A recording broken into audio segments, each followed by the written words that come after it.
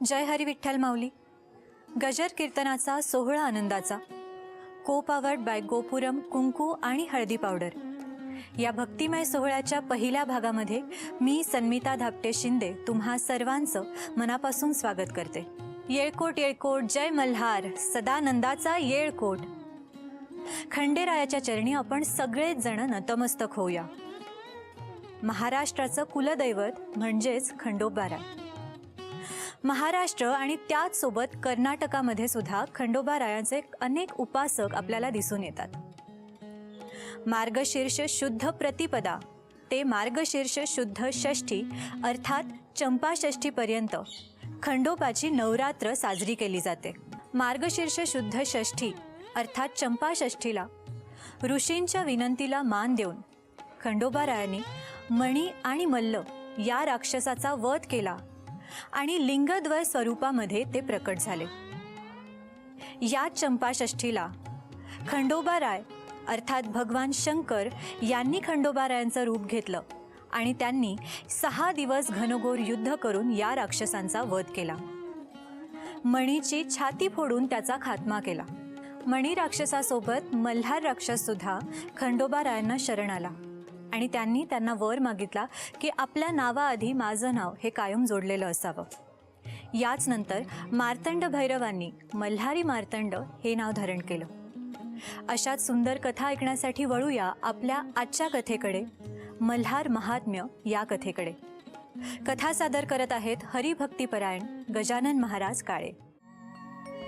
पुंडलिक वरदार विठ्ठल श्री ज्ञानदेव तुकाराम, पंढरीनाथ भगवान की जय. माऊली ज्ञानेश्वर महाराज की जय. जगद्गुरु श्री संत तुकाराम महाराज की जय. सद्गुरु जोग महाराज की जय. छत्रपती शिवाजी महाराज की जय. भारत माते की जय.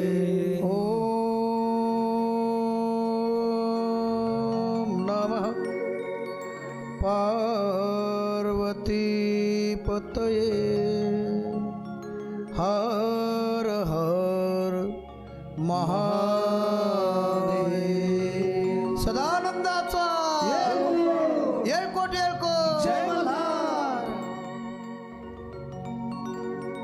वक्रतुंड महाकाय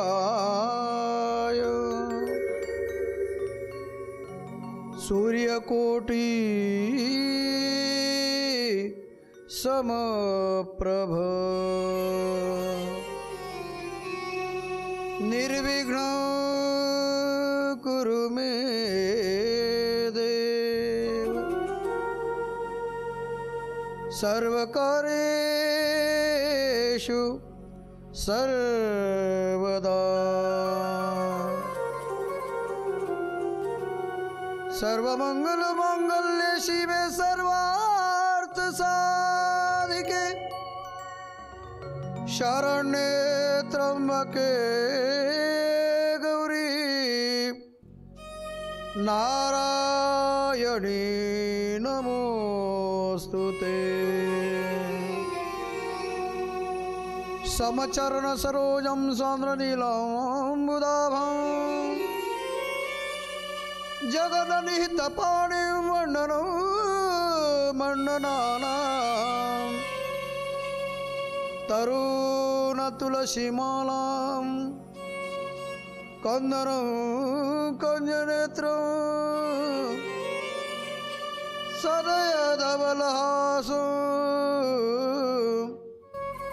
विठ्ठल चिंतयामि. नमामि सद्गुरुं शान्तं सच्चिदानन्दविग्रहं पूर्णब्रह्मपरानन्दं ईशमानन्दिवल्लभम्. ध्यायेन श्रीमल्हारिदेवं कनकगिरिनिभं माळसाभूषिताङ्गं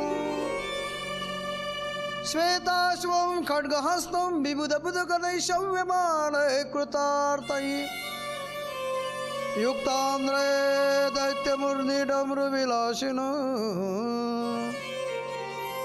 नैषचूर्णाभिराम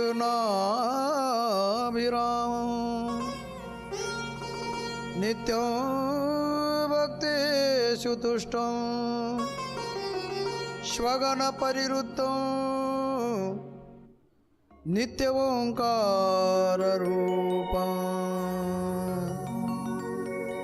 सम्पाद्य ज्ञानाञ्च विधाय भक्तिं विलोकितो येन समाधिराज वैराग्यवन्तौ सुविचारयुक्तौ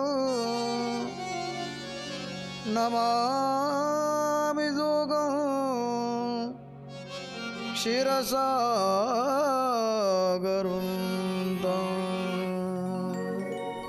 सदानंदाचा येळकोट परम मंगलमय भक्त परात्पर अखिलेश्वर अकारण कारण करुणावरुणालय जगदाधार भक्त वांछा कल्पतरू पितंबरधारी श्री मल्हारी मार्तंड भगवान. खरे तर पवित्र असणाऱ्या नाणे गावामध्ये परम आदरणीय स्वर्गीय प्राध्यापक दामोदर भानुदासराव भोंडवे बीड, श्री शरद दामोदर भोंडवे व श्री अरविंद दामोदर भोंडवे परिवार यांच्या संयुक्त विद्यमाने या ठिकाणी खरं तर ही कथा मल्हारी महात्म्यांची कथा आयोजित केलेली आहे. चंपाषष्ठीच्या पवित्र असणाऱ्या ह्या पर्वावर ही कथा संपन्न होत आहे. उद्या चंपाषष्ठीचा फार मोठा महोत्सव आहे. संपूर्ण विश्वामध्ये भगवान श्री कुलस्वामी खंडेराय अर्थात मल्हारी देव यांच्या संबंधाने फार मोठा हा महोत्सव संपन्न केला जातो. कोण आहे खंडोबा, कोण आहे मल्हारी, काय त्याचं महात्म्य, आपण चंपाषष्ठीला नेमकं काय केलं पाहिजे, त्याचा विधी काय, कुल काय, कुलदैवत कोणतं, कुलधर्म काय आहे, कुलाचार कसे पूर्ण करावेत, अर्थात हा सर्व उठाठेव हे नेमकं कशासाठी, यामुळे आपल्याला काय साध्य होणार आहे, काय साध्य केलं पाहिजे. मुळात खंडेरायांची उपासना कधीपासून चालत आली आणि कुठपर्यंत ती जाणार आहे. अर्थात चंपाषष्ठीच्या निमित्ताने घटस्थापना कशी करावी, षडरात्रोत्सव म्हणजे काय, आणि प्रत्येक रात्रीचं असणारं महत्त्व, असं अनन्यसाधारण महत्त्व काय आहे, जेणेकरून आपल्या जीवनाला समाधान प्राप्त होईल, आपल्या जीवनाला सुख प्राप्त होईल, आपल्याला एक अत्युच्च स्थितीपर्यंत पोहोचता येईल. खरं तर सज्जनांनो, याच्यासाठीच ही कथा आहे. सर्व सुखाची प्राप्ती करून देण्यासाठी कथा आहे. आपल्या जीवनामध्ये आदिभौतिक, आध्यात्मिक आणि आदिदैविक सुखाची प्राप्ती करून घेण्यासाठी कथा आहे. मुळात सुख म्हणजे काय हे आपल्याला कळालंच नाही, ते कळून घेण्यासाठी हे महात्म्य आहे.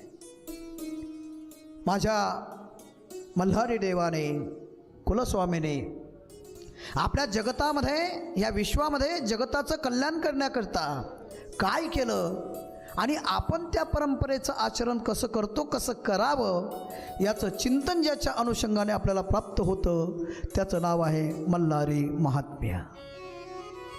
आणि या मल्हारी महात्म्यामध्ये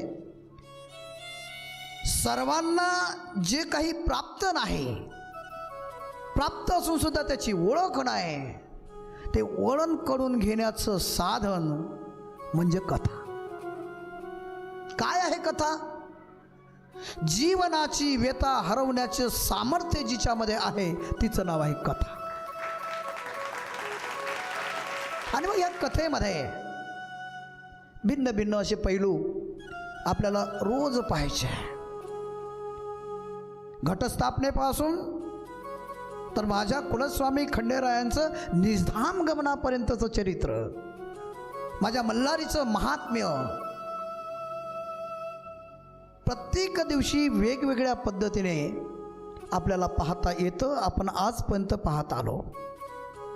याही पुढे ते चरित्र कशा पद्धतीने पाहता येईल, त्या चरित्राचं आचरण आकलन कशा पद्धतीने आपल्या अंतःकरणामध्ये ठसवता येईल, एकंदरीत ह्या सर्व गोष्टीचा विचार आपल्याला मल्हारी महात्म्यांच्या निमित्ताने करायचा आहे. अर्थात कुल म्हणजे काय, कुलदैवत म्हणजे काय, कुलधर्म म्हणजे काय, कुलपरंपरा म्हणजे काय, काय केल्यानंतर आपल्या जीवनामध्ये सर्व प्राप्त होईल, ह्या सर्व गोष्टीचा विचार आपण करतोय. उद्या चंपाषष्ठी आणि चंपाषष्ठीच्या निमित्तानं सुंदर असा नैवेद्य उद्या होईल. उद्या माझ्या कुलस्वामी खंडेरायांना, माझ्या मल्हारी देवाला आवडणारा नैवेद्य म्हणजे भरीत, वांग्याचं भरीत, रोडगा, कांद्याच्या पातीची चटणी, कांद्याची चटणी, लसणाची पात, ठोंबरा, ह्या आदी गोष्टीचं चिंतन आपल्याला करायचं आहे. तूर्त एकदा आपण मोठ्या प्रेमाने माझ्या कुलस्वामी खंडेरायांचं भजन करू. खंडेराय हरे हरे, खंडेराय हरे हरे, खंडेराय हरे हरे, खंडेराय हरे हरे. सर्वांनी म्हणायचं टाळी वाजवून. खंडेराय हरे हरे, खंडेराय हरे हरे. जय हो. खंडेराय हरे हरे, खंडेराय हरे हरे, खंडेराय हरे हरे, खंडेराय हरे हरे, खंडेराय हरे हरे, खंडेराय हरे हरे, माळसकांत हरे हरे, खंडेराय हरे हरे, माळसपात हरे हरे, मल्हारी देवा हरे हरे, बाणाईवर हरे हरे, मल्हारी देवा हरे हरे, बाणाईवर हरे हरे, खंडेराय हरे हरे, खंडेराय हरे हरे, खंडेराय हरे हरे. जय हो. खंडेराय हरे हरे,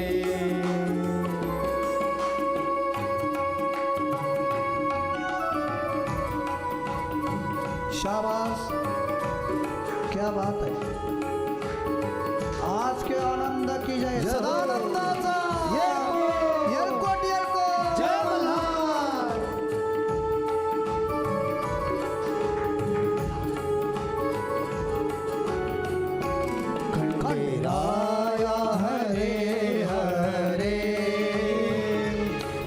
सूर्यकांत हरे हरे खंडेराय हरे हरे माधवानंद हरे हरे खंडेराय हरे हरे खंडेराय हरे हरे खंडेराय हरे हरे खंडेराय हरे हरे खंडेराय हरे हरे खंडेराय हरे हरे खंडेराय हरे हरे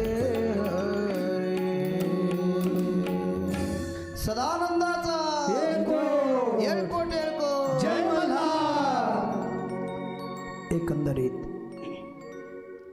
जे प्रश्न आपण या ठिकाणी उपस्थित केले आजच्या दिवसाच्या कथेच्या निमित्तानं ते प्रश्न क्रमाने आपण या ठिकाणी पाहणार आहोत. त्याचे थोडक्यात उत्तर आपण पाहणार. पहिली गोष्ट, कुल म्हणजे काय, कुल दैवत म्हणजे काय आणि कुलधर्म कुलाचार कुलपरंपरा म्हणजे काय.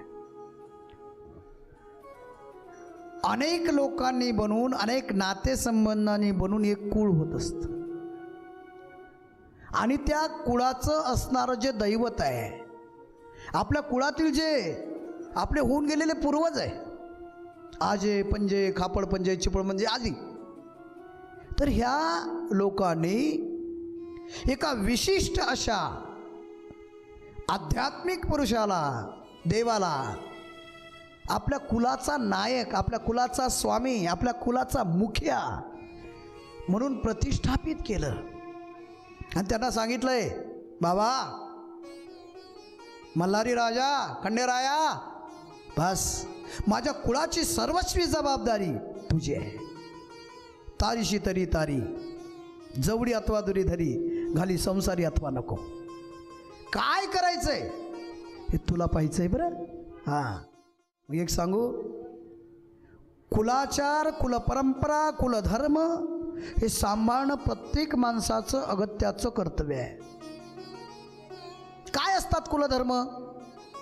मग माझ्या ज्ञानोबारायांनी सांगितलंय, कुलधर्म चाळी विधी निषेध पाळी, सुखे तुझ सरळी दिदली असे. माझे ज्ञानोबाराय बोलतायत की प्रत्येक व्यक्तीने कुलधर्म पाळले पाहिजे, कुलधर्माचं पालन केलं पाहिजे, कुलधर्माचं संरक्षण झालं पाहिजे, कुलधर्माच्या रीती परंपरा आपण सांभाळल्या पाहिजे. हल्लीच्या काळामध्ये फार अवघड झालंय दादा. हां, लोक कुलधर्म सांभाळण्यासाठी तयार नाहीत.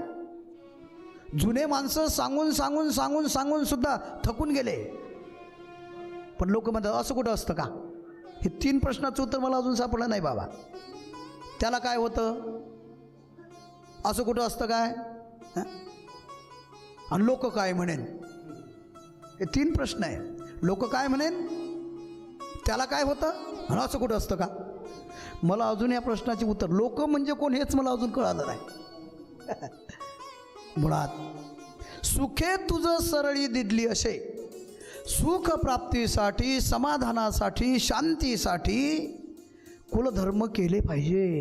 हा, याही वेगळे कुलधर्म सोडू नये अनुक्रम, उत्तम मध्यम कनिष्ठ जान कुलधर्म करावे. समर्थ रामदासजी बोलतात आणि आमचे तुकोबराय तर बोलतात, कुलधर्म ज्ञान कुलधर्म साधन, कुलधर्म निधान हाताचडे, कुलधर्म निधान हाताचडे, कुलधर्म निधान हाताचडे, कुलधर्म ज्ञान कुलधर्म साधन, कुलधर्म निधान हाताचडे, कुलधर्म निधान हाताचडे, कुलधर्म निधान हातात पडे. कुळधर्म ज्ञान आहे, कुळधर्म साधन आहे. आणि साधन हे सुख प्राप्तीचं महत्वाचं ध्येय असतं.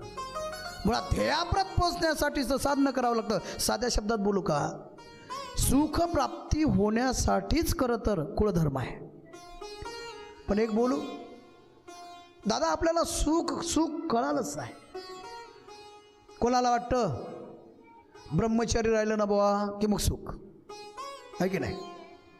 कोणाला वाटतं लग्न केलं ना मग सुख. कोणाला वाटतं 2-4 मुलं झाले ना मग सुख. कोणाला वाटतं यांचं सगळं शिक्षण झालं ना मग सुख. यांना नोकरी लागली ना सुख. घरामध्ये बंगला आला ना, बंगला झाला ना आपला तयार, सुख. घरामध्ये चांगली संपत्ती आली ना, पैसा आला ना, गुरंढोरं आले ना, सुख. प्रत्येकाची सुखाची भिन्न भिन्न व्याख्या आहे आणि प्रत्येकाला सुखाची गरज पण आहे. पण होतं असं, ज्याला आपण सुख समजतो ते सुख नसतं. आणि या सुखाच्या शोधामध्ये आयुष्य निघून जातं. सर्व सुखाची आशा जन्म गेला, सर्व सुखाची आशा जन्म गेला. क्षण एक मुक्ती यत्न नाही केला, क्षण एक मुक्ती यत्न नाही केला. हिंडता दिशा क्षीण पावला, हिंडता दिशा क्षीण पावला. माया वेष्टीला जीव माझा, माया वेष्टीला जीव माझा. माझे स्वहित नेनती कोणी, माझे स्वहित नेनती कोणी. सुखाच्या आशेने जन्मच्या जन्मदात. ऐका मी काय म्हणतो, लक्ष द्या. सुखाच्या आशेने जन्मच्या जन्म निघून जातात, पण सुख नाही हो प्राप्त. का? सुखाचा पता चुकला. माझे गुरुजी म्हणायचे, परमपूजने प्रातस्मरणे स्वानंद सुखनिवासी शांती ब्रह्मश्री मारुती बाबा कुऱ्हेकर, ज्यांनी मला माझ्या सद्गुरू जोग महाराज वारकरी शिक्षण संस्थेमध्ये ज्ञानेश्वरी शिकविली, विचारसागर शिकविला. ते बाबा म्हणायचे की सर्वांची सुखाची कल्पना भिन्न भिन्न आहे. मी मगाशी जसं सांगितलं ना, काय झालं, एका शाळेमध्ये एक शाळा तपासणीस आले आणि ते नेमके 7व्या वर्गामध्ये त्यांनी प्रवेश केला. तिथे गुरुजी पाड्यावर लिहित होते, 7 × 7, 7 × 2 = 14, 7 × 3 = 21, 7 × 4 = 28. आणि असं लिहित असताना नेमकं झालं असं, गुरुजी त्याच वर्गात ते शिकवत असताना त्याच शाळेमध्ये त्याच वर्गामध्ये हे साहेब गेले. काय चाललंय सर? शिकवतोय. कितीचा पाढा आहे? 7चा आहे. झाला का शिकवून? बस थोडा राहिला, आता बंद करा. मला एका प्रश्नाचं उत्तर यांना विचारायचं. मुलांनो, हा सर बोला, काय चाललं होतं पाड्यावर? 7चा पाढा चालला होता सर. मग मला आता ह्या तुमच्या अभ्यासाच्या संबंधाने एक प्रश्न विचारायचा, उत्तर द्याल? हा सर. सर्वांनी हात वर केले. नक्की उत्तर? हा सर. सांगा मग, हात खाली करा, मला सांगा 7 त्रिक किती? पहिल्याने उत्तर दिलं. उभा राहा, सांग 7 त्रिक किती? म्हटले सर 7 त्रिक 50. गुरुजी म्हणतात, हे तू उभा राहा, सांग 7 त्रिक किती? तो म्हटला सर 7 त्रिक 100. तिसऱ्याला विचारलं, तू सांग रे 7 त्रिक किती? तो म्हणतो सर 7 त्रिक 150. चौथ्याला विचारलं, तू सांग 7 त्रिक किती? म्हटले सर 7 त्रिक 200. म्हटले गुरुजी, हो सर, चांगली प्रगती आहे तुमच्या शाळेची. म्हटलं हा साहेब, खरंच चांगली प्रगती आहे. हे कार्टे 50च्या पुढेच जात नव्हते, आता 200 पर्यंत गेले. गुरुजी दुसऱ्या वर्गात गेले. तिथे सुद्धा गणित शिकवत होते. 9 1 9, 9 2 18, 9 3 27, 9 4 36. काय चाललंय सर? गणित शिकवतोय. ह्या संबंधाने मुलांना मला प्रश्न विचारायचा. विचारा सर. सांग ना म्हटलंय 9 3 किती? पहिल्याने सांगितलं 9 3 27. दुसऱ्याला विचार, तू सांग 9 3 किती? सर 9 3 27. तिसरा 9 3 27. चौथा अख्ख्या वर्गाने 9 3 27च उत्तर दिलं. गुरुजी म्हटले 27च का? 28 का नाही? एक बिलिंदर होतं. म्हटले सांगतो सर 28 होईल. म्हटले ह्याही वर्गात दिसतच एक. काय नाव? म्हटले विनायक दामोदर सहस्त्रबुद्धे. तरी 28 होईल म्हणतो 9 3. सांग म्हटले 9 3 28 कसे होईल? म्हटले सर 9 3 27च, पण तुम्हाला त्याच्यात एक धरलं तर 28. मुद्दा लक्षात घ्या. 7 3 50, 7 3 100, 7 3 150, 7 3 200 हा आपला वर्ग आहे ना.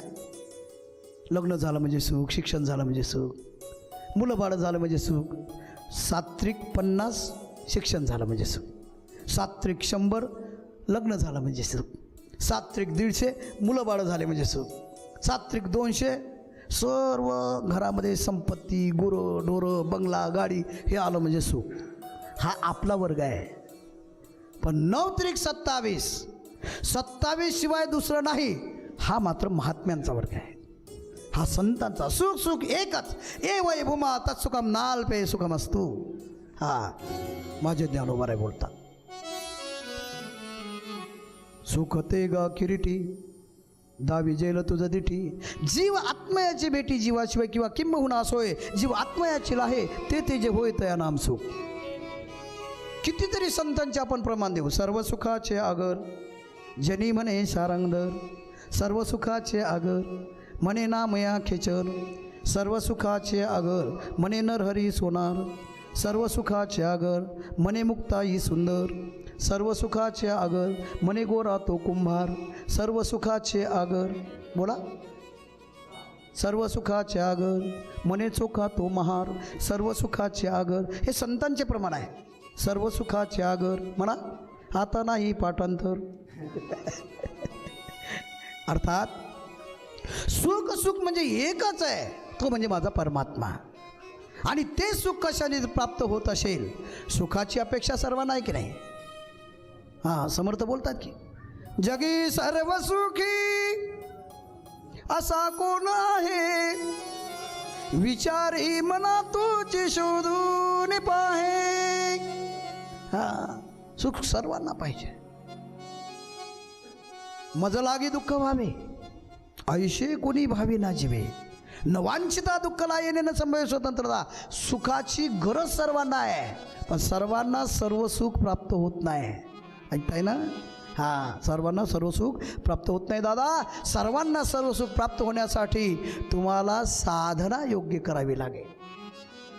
कोणाला वाटतं मला दुःख व्हावं, कोणाला वाटतं मला चिकनगुनिया व्हावा, कोणाला वाटतं मला कोरोना व्हावा. नाही ना. याचा अर्थ असा आहे दुःख कोणाला नको आहे, सुख सर्वांना पाहिजे. दुःख मागणारी एकच बाई होती पहा. काय नाव होतं तिचं माहिती आहे तुम्हाला? महाभारतामध्ये येते. तिचं नाव होतं कुंती. विपद संतु न शश्वतत्र तत्र जगद्गुरो भवतो दर्शनम यशात पुनर्भवन दर्शनम. देवा मला संकट दे, मला संकट दे, विपत्ती दे.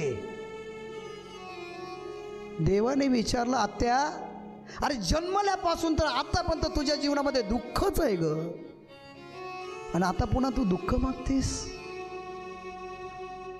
का? दुःख मागण्याचं कारण काय? तिने हात जोडले, सांगितलं कान्हा, माधवा, मधुसूदन, हे कृष्णा, जेव्हा तुम्हाला दुःख देशील ना रे, तेव्हा ते दुःख ते संकट सोडवण्यासाठी तूच येणार आहेस. आणि तू जर संकट सोडवण्यासाठी आला ना देवा, पुनर्भवन दर्शनम, पुन्हा पुन्हा पुन्हा पुन्हा पुन्हा पुन्हा मला तुझं दर्शन होईल. तुका म्हणे जन्म आल्याचे सार्थ, विठ्ठलची एक देखलिया. जन्माचं सार्थक तेव्हा होतं. धन संपत्ती, पैसा, मुलं बाळ, प्रतिष्ठा हे कळल्यानंतर, हे कमवल्यानंतर, हे मिळवल्यानंतर जन्माचं सार्थक नसतं. जन्माचं सार्थक तेव्हा असतं ज्याच्यासाठी आपण आलोय ती गोष्ट अगत्याने मिळवली की मग जन्माचं सार्थक होतं.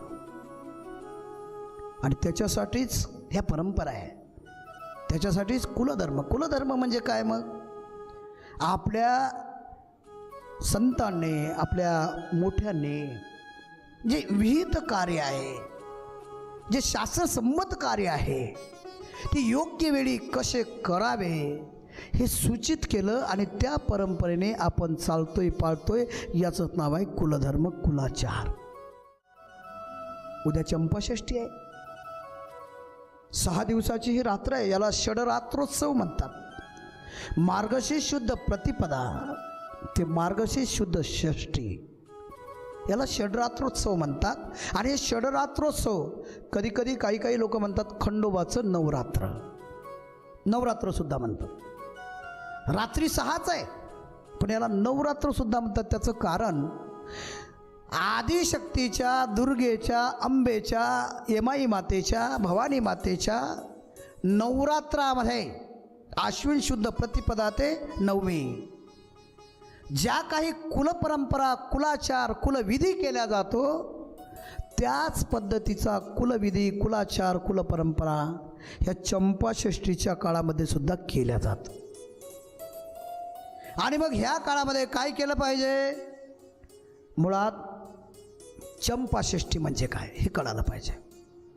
विशाखा भौमार योगे करुण हिचे वर्णिती चंपाषष्ठी नामाभिधान, किंवा रवी भौमवा शततारका असून वैद्युती योग असावा. म्हणजे मार्गशीर्ष मास पक्ष शुक्ल पक्ष, षष्ठी तिथी रवी किंवा वार मंगल, शततारका नक्षत्र वैद्युती योग निर्मल, हे 6 मिळून चंपाषष्ठी. ज्या दिवशी विशाखा नक्षत्र असेल,